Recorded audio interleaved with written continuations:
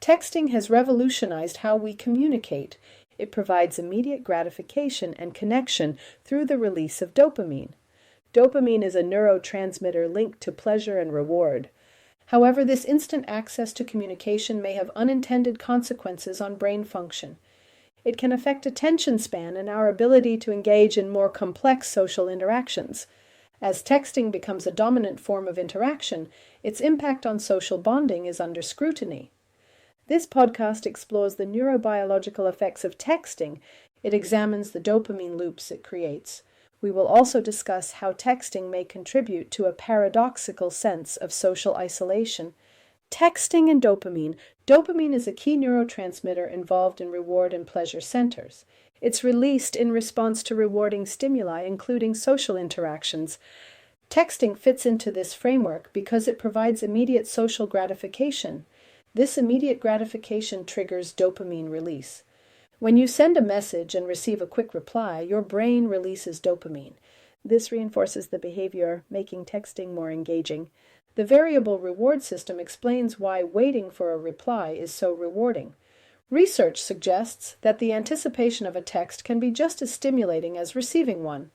Studies show that hearing a phone's notification alert increases brain activity in reward areas. Repeated stimulation can create a dopamine-driven feedback loop. This can lead to habitual or compulsive texting behavior. This phenomenon is similar to reward-based activities like social media use or gambling. The unpredictability of replies keeps users engaged despite potential negative consequences. This repeated gratification may influence the brain's attention and reward circuits. It creates what some researchers refer to as dopamine loops. These loops make it harder to sustain attention on long-term tasks. The brain starts craving the short-term hits of dopamine from receiving messages.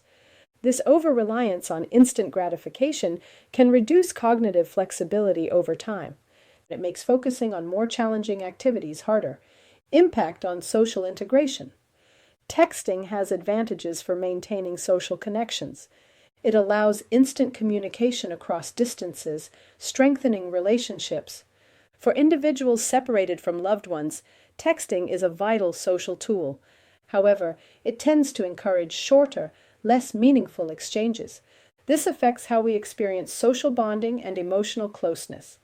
In neurological terms, meaningful social interactions require complex neural activity.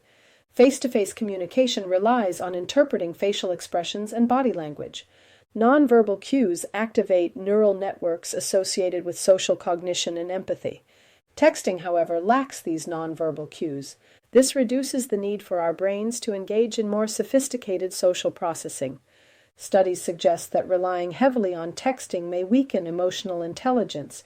It may reduce our ability to recognize or respond to emotional cues. Texting engages cognitive circuits that process text. It does not engage the limbic circuits responsible for processing emotion. This could weaken empathy over time. Texting also allows for asynchronous communication. This differs from real-time conversations, which require more attention and cognitive effort. While convenient, it might lower the quality of social engagement. Over time, this may reduce our ability to engage in more complex social exchanges. Neurological capacity and social behavior.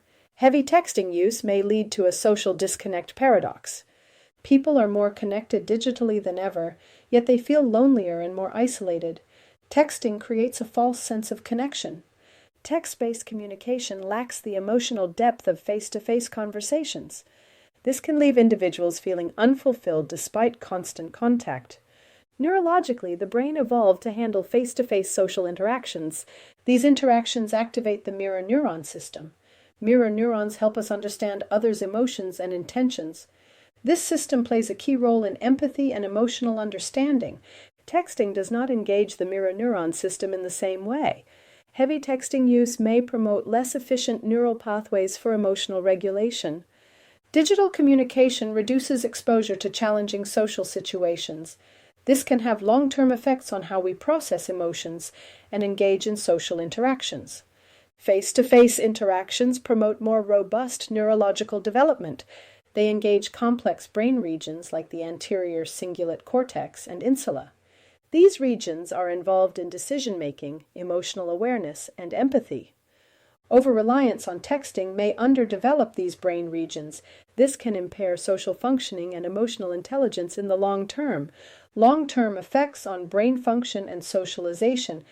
Texting offers convenience and instant access to social networks. However, it may contribute to social atrophy. Over-reliance on texting could reduce our ability to handle more complex social scenarios. In-person interactions require conflict resolution and emotional processing. These skills are not fully engaged by texting. This shift in communication may affect the development of social skills in younger generations.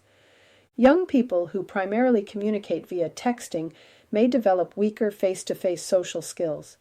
These skills are essential for navigating complex social environments like the workplace. The dopaminergic reward system activated by texting can create dependency on constant feedback. This can reduce the ability to cope with delayed gratification or solitude. In conclusion, texting has changed how we stay connected. Its impact on dopamine, social integration, and brain function is a double-edged sword. While it offers instant gratification, it may diminish our capacity for meaningful social engagement. It can weaken empathy and lead to over-reliance on digital communication tools. This comes at the expense of deeper human interactions. In summary, texting feels rewarding because it triggers dopamine. A quick reply gives you a hit of dopamine, reinforcing the behavior. However, this can lead to a cycle of reliance on instant rewards. It becomes harder to focus on tasks that don't provide quick feedback. Texting is great for staying in touch, but is a more superficial form of communication. Without nonverbal cues, we miss out on deeper emotional connections. This can reduce empathy and make us feel lonelier, even when we're constantly texting. Finally, texting may also be limiting the brain's development, especially for younger people. While it keeps us connected, over-relying on it could harm our ability to deal with more complex social situations, like handling conflicts or understanding emotions in real life. In the long term, it may weaken important social skills that are needed for deeper relationships and successful interactions.